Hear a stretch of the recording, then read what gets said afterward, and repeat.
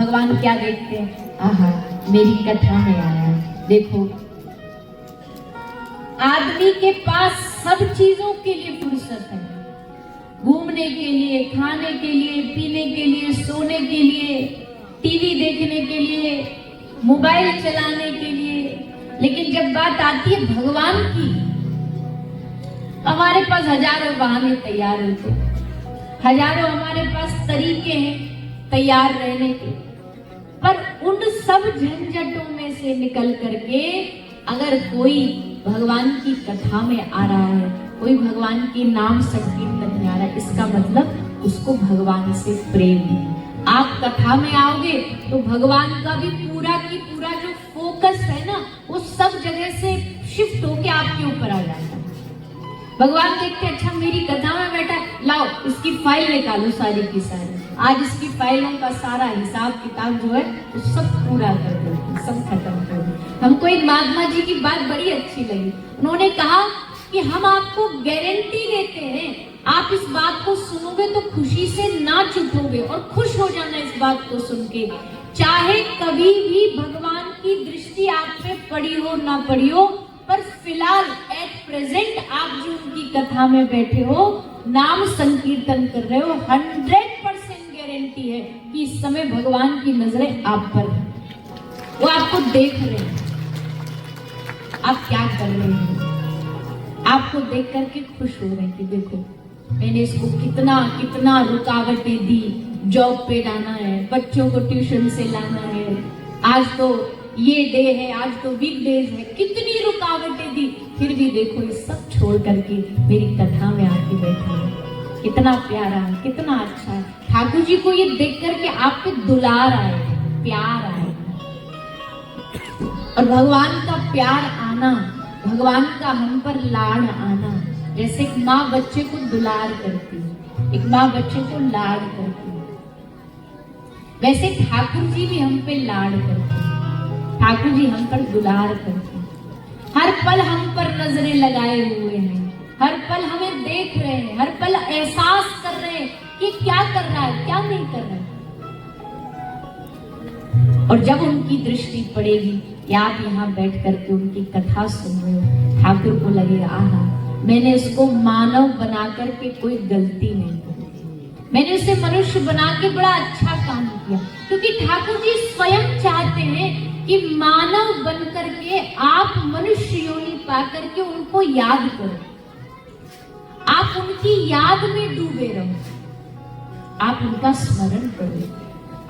भगवान यही चाहते हैं, मानव जीवन का लक्ष्य यही है, जीना और मरना, ये दो हमारे जीवन के ऐसे सबसे महत्वपूर्ण चीज होती है।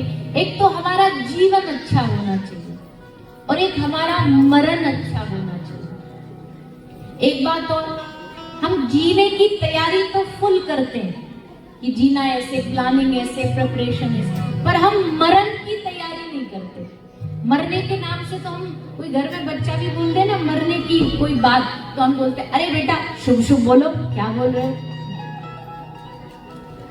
मरण अशुभ नहीं है, मरना अशुभ नहीं है। मरना अशुभ कौन बनाता है? जिसने जीवन जिया अच्छा ना हो, मरना उसके लिए अशुभ।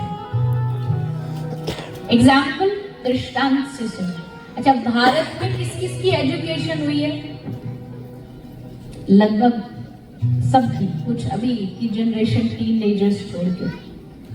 भारत की जो पढ़ाई है बड़ी मजेदार है।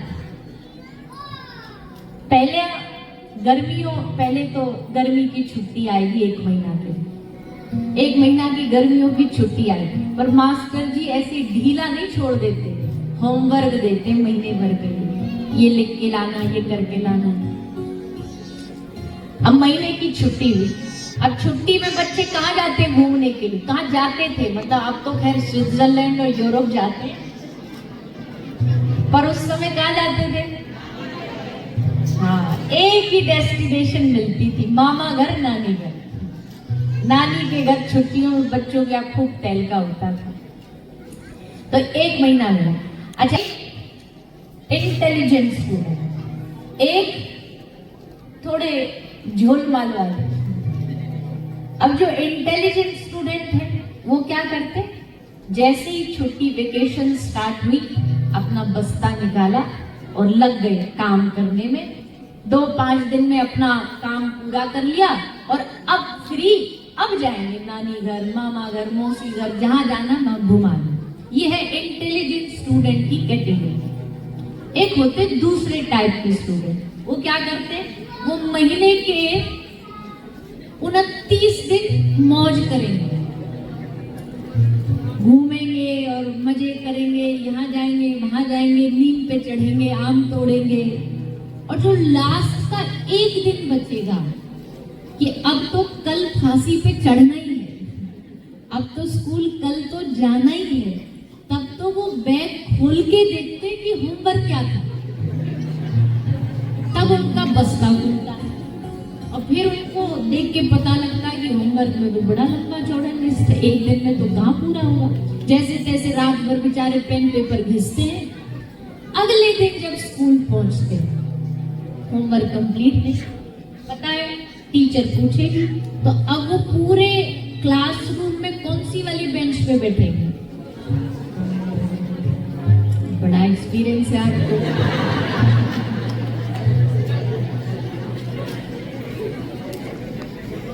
अनुभव बोल रहा है।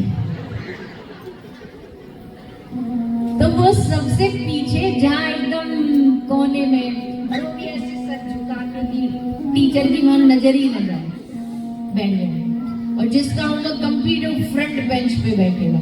अच्छा, टीचर अगर भूल भी गई होगी ना क्या होमवर्क दिया, तो जो पहला वाला बैठा पूछेगा, मैडम चेक करो ना, होमवर्क चेक करो।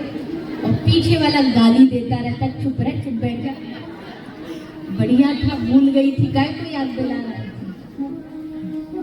पर भैया अब वो पीछे क्यों बैठा है डरा हुआ, क्योंकि उसका होमवर्क कंप्लीट। जिसका काम कंप्लीट होगा ना, वो सबसे आगे एकदम सीना तान के बैठेगा, आई एम रेडी, जो भी चेक करना कर दो। ठीक वैसे ही मृत्यु आने से पहले भगवान ने हमको इस धरती पर फ्री में न भेज दिया है कि बस खाओ पियो। एक वो सिनेमा का गाना है ना, खाएंगे पिएंगे, घूमेंगे फिरेंगे, नाचेंगे गाएंगे, ऐश करेंगे, और क्या। अब बताओ, इसके लिए जीवन मिला है कि बस खाएंगे पिएंगे, घूमेंगे, नाचेंगे, सोएंगे और बस, और क्या। ये जीवन है। भगवान ने हमको फ्री में नहीं भेजा, हम सबके लिए होमवर्क दे के भेजा।